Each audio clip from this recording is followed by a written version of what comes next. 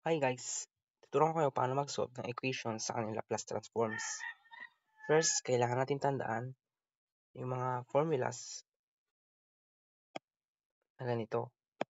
1 is equal to 1 over s, which is ito na yung Laplace transform ng 1 is yung 1 over s. Ang Laplace transform ng t raised to any number is equal to yung any number na yun na factorial divided by s raised to n plus 1. Yan. For example,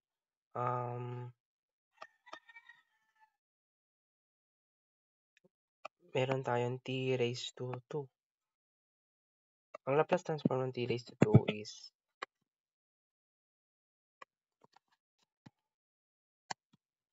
2 factorial divided by s raised to 2 plus 1. This is equal to 2s raised to 3. Sorry.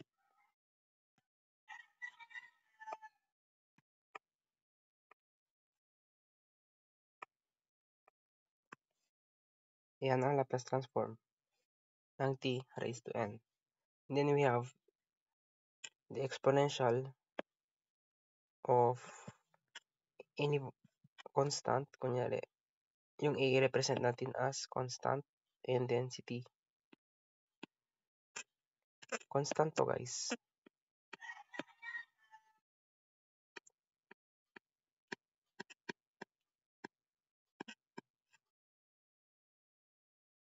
Density yung variable natin.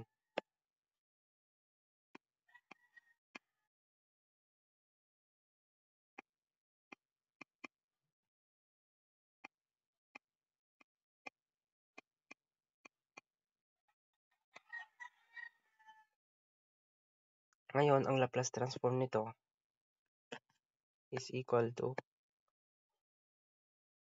1 over s minus a, which is a is the constant. Itong s na to, ito yung indication na Laplace transform na siya. Sa lahat, ganito. Yan, kung nakikita nyo may s dito, may s din dito. Yan na yung indication na Laplace transform na siya.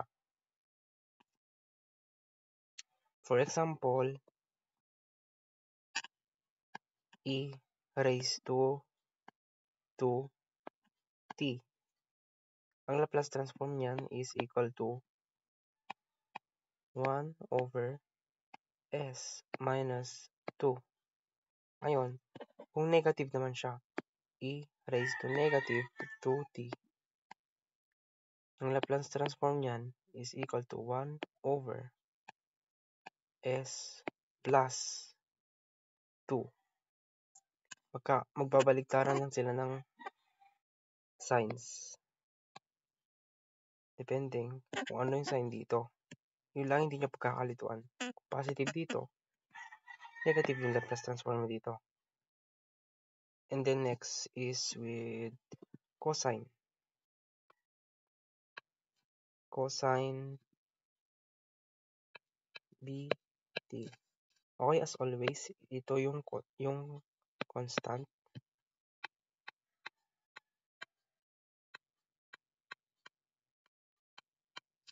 Tapos, ito naman yung variable natin.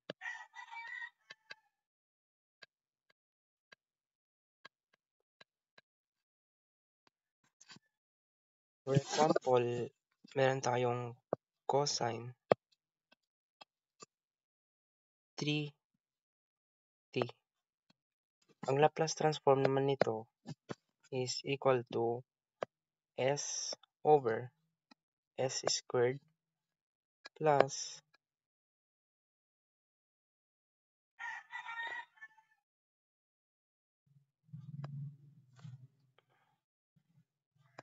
3 squared. So, in formula terms, ang formula niyan is S over S squared plus B squared. Ito ang Laplace transform ng cosine 3t. At ito naman ang Laplace transform ng cosine bt. Ngayon, para sa sine is same lang sila. Ang napalitan lang is yung dito. For sine,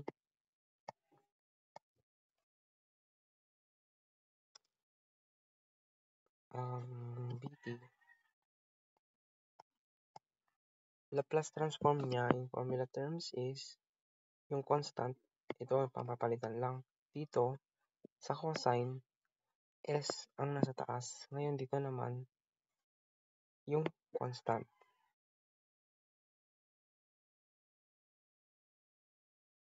Lalagay natin is B over S squared plus B squared. Ganyan sa sine. Ito ang Laplace transform niya. Ngayon, for example, sine, sige, 5t na lang natin. 5t is equal to, yung constant niya dito, which is yung 5 over S squared plus 5 squared. Kung gusto nyo pang further simplify yung equation, pwede nyo naman siyang gawin 25.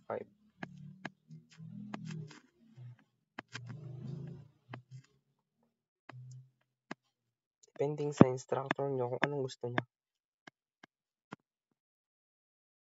Pero sa akin, ginagawa ko na rin siyang ganito na lang yung sagot.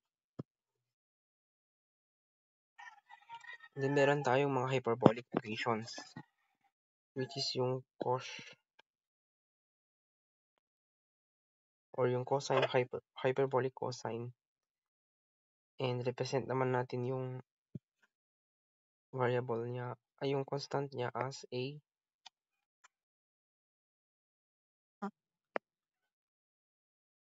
Then yung variable niya as t. Ngayon ang Laplace transform ng cosine na hyperbolic is equal to, ngayon same lang dito. Same lang siya dito sa may cosine na hindi siya hyperbolic. Pero ang pinagkaiba lang nila is yung sine.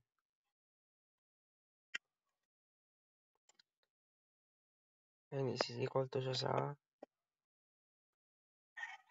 S over S squared minus A squared. Same lang din sa sine.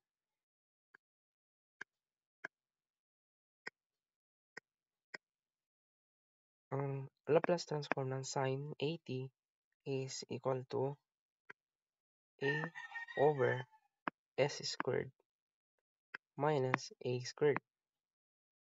Ngayon, hindi ko na siya bibigyan ng example kasi same lang naman sila. Ito yung mga Laplace transforms na kailangan mong tandaan.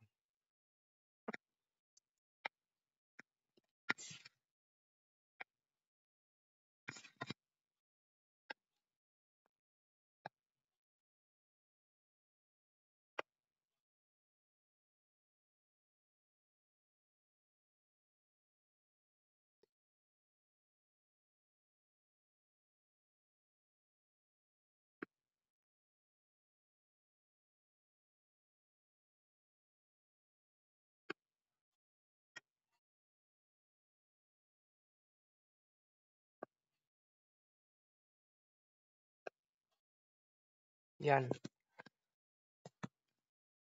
Pero kung gusto nyo ng derivation, pwede naman natin siyang gawan sa iba pang video. Ngayon, for example,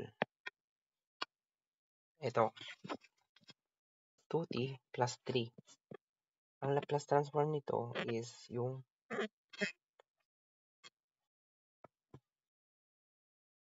t raised to n, di ba?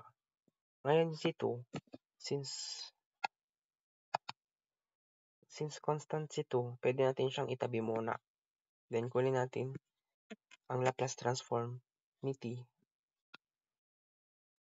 Laplace transform is ganito ang pagkasulat niya. Para siyang maarte na L. Yan. Then, bibigyan natin siya ng bracket. At si t loob. Ganon din gagawin natin dito. Kung matatandaan nyo, yung Laplace transform ng 1 is equal to 1 over s. Dito, ihiwalay natin since constant si 3. Plus 3 Laplace transform of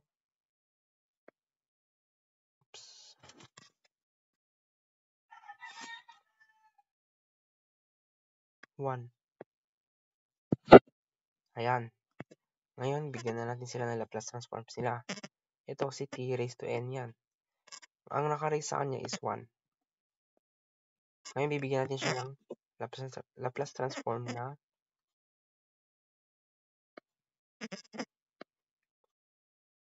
1 factorial divided by s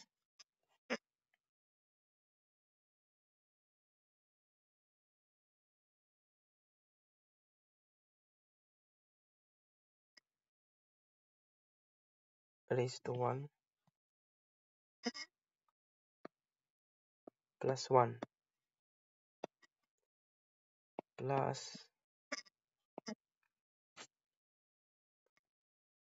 si 3 dito, tapos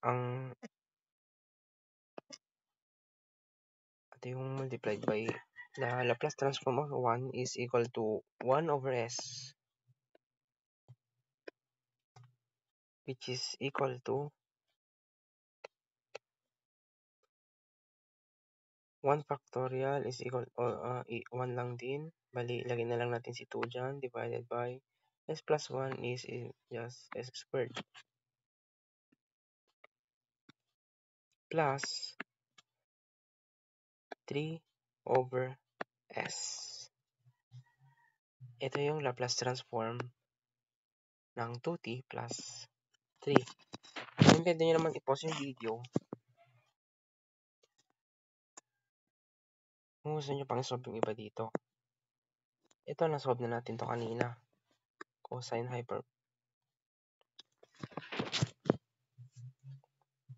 sa cosine, pero ngayon, hyperbolic siya. Bigyan na lang natin siya ng sagot. Kasi na-solve naman na natin kanina. Kung matatandaan nyo, yung formula lang ng cosine na hyperbolic is equal to s over s squared minus yung constant squared. Ngayon, ganito siya. Ang sagot niyan, Laplace transform niyan, pwede nyo na siya idiretso kasi meron naman siyang formula. S over s squared minus, kasi hyperbolic siya, so always minus yung nasa formula, and then 3 squared. Or to simplify, s over s squared minus 9.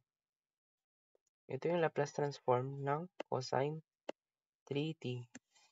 Cosine na hyperbolic. And then, proceed tayo dito. Ngayon, kung may makita kayong ganito, nakamultiply sa isa pang ganito, sa isang equation, ang technique dito, i-represent mo na lang as s goes to, depende kung ano yun nandito, negative 3. Ngayon, gagawin mo siyang positive 3, s plus 3. Kung for example, raised to 3, raised to 3t lang siya, gagawin mo namang s is equal to s minus 3.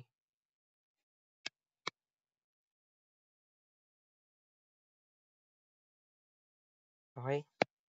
Burahin lang natin. Ay, hindi. Hindi huwag natin burahin. I-move na lang natin siya sa kabila.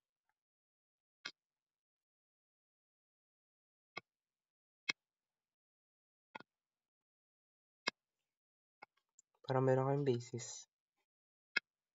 Ngayon, paano siya i-apply? Ganito lang yan.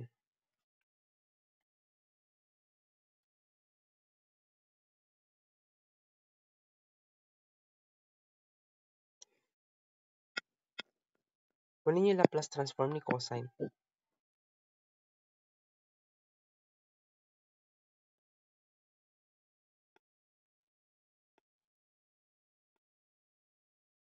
Cosine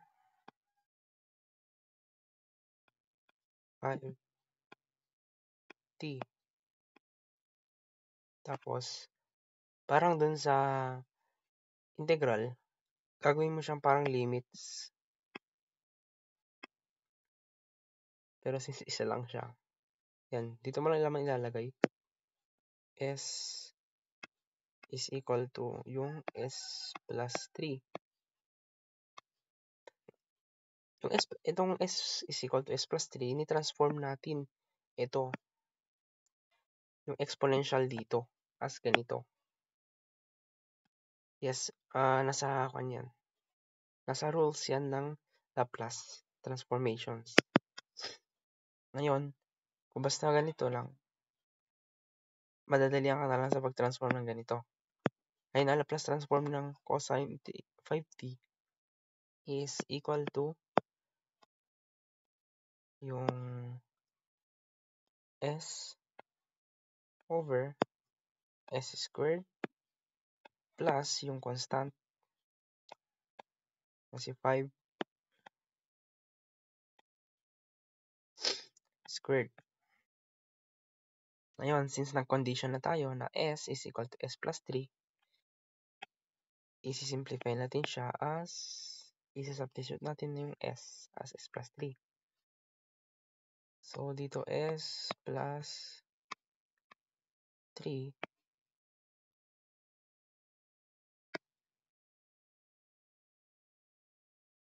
wait lang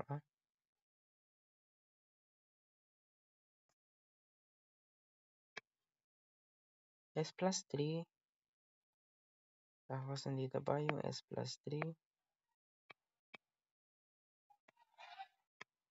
squared plus yung 25 dito.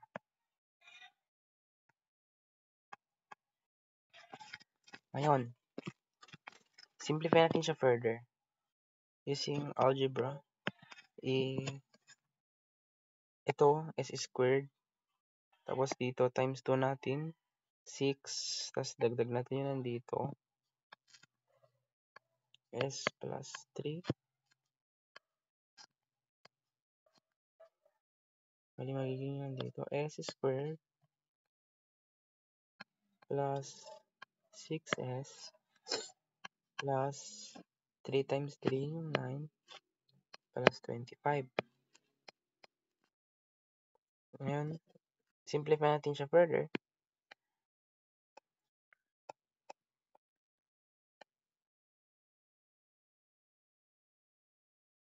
Yan na natin ilagay. S plus 3 over S squared plus 6S plus 9 plus 25 is 34. Ayan, ito yung Laplace transform ng e raised to negative 3t multiplied by cosine 5t. Ayan, meron tayong similar dito na problem. As always, e raised to constant times yung variable t. Gagawin natin siyang ganito. Ito. Ngayon, meron siyang constant dun na negative 1. Gagawin natin siyang s. S is equal to s plus 1. Kasi negative yun. So, gawin natin siya dito na positive. Okay, then let's proceed. Dito, Si sin squared t, wala siyang formula, di ba? Hindi mo siya ma-transform kagad. Ngayon, kung matatandaan ninyo yung trigonometric identities, which is si sin squared t is equal to, actually 2 sin squared t is equal to 1 plus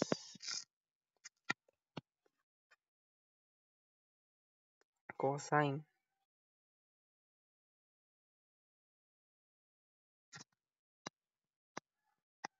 Oops.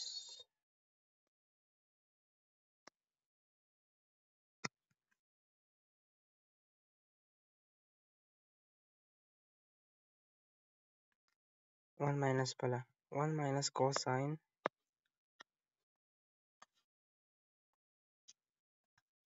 2t. Ayan. Ito yung trigonometric identities niya. Ngayon, kailangan natin siyang i-derive lang para makuha natin si sin t, which is mag-divide lang tayo ng 2 dito, both sides. Then, makukuha na natin si equivalent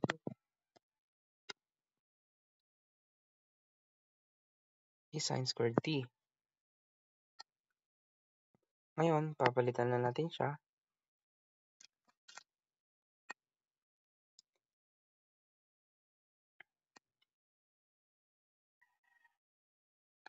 To Laplace transform of t squared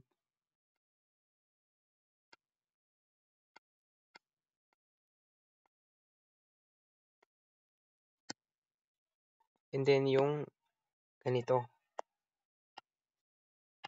s is equal to s plus 1. Then, isama natin si sin minus yung equivalent na niya na ito.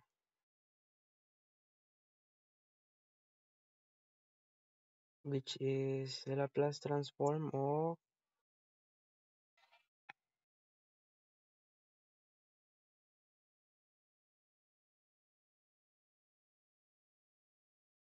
solve pa natin siya, then further simplify natin sa susunod.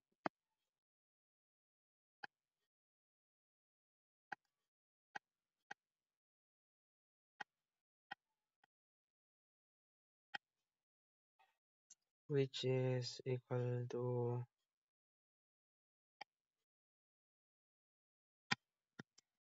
dito, pwede nating ihiwalay si 1/2. Gawin nating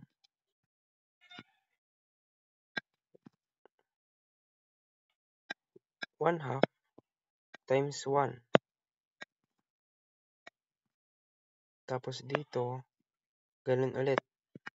Si 1/2, hiwalay natin para makuha natin si cosine 2t.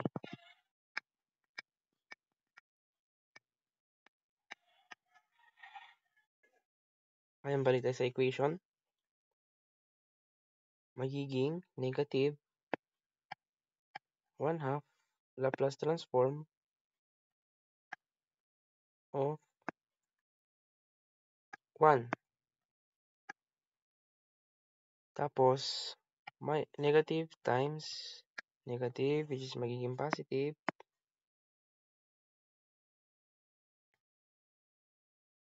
1/2 Laplace transform of cosine 2t. Ayan. Now, let's solve na the equations of Laplace transform ng mga ito. Laplace transform ni t raised to 2 is just equal to yung variable dito na naka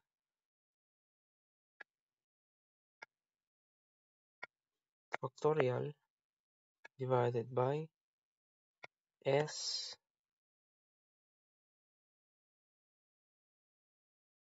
raised to yung 2 plus 1.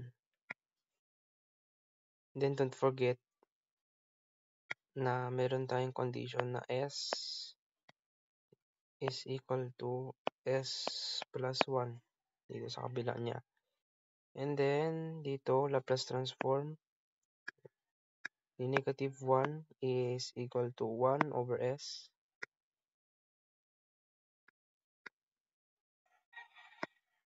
And then, Laplace transform ng cosine 2t is equal to, saglit lang,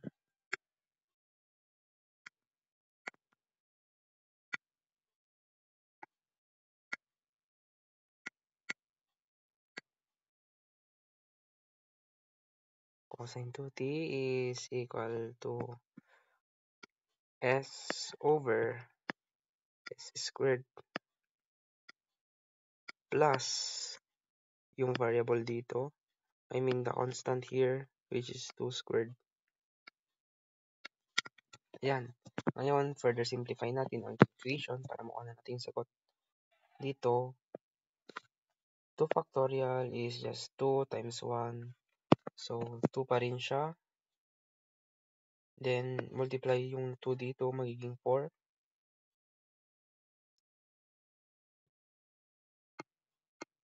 4 over s squared plus yung 1 niya, maging s raised to 3.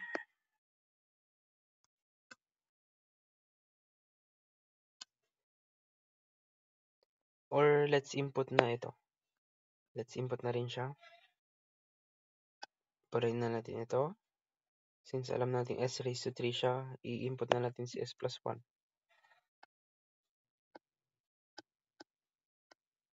Raised to 3. Ayan.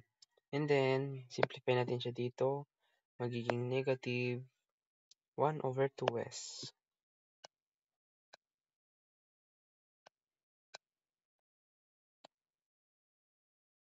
Plus, yung nandito. Ito, gawin natin siyang 4. Tapos ito, multiply natin sa lahat. Bali, ang sagot is s over 2 times s squared plus 4. So, ito ang Laplace transform ng equation na sinolve natin. Thank you for watching.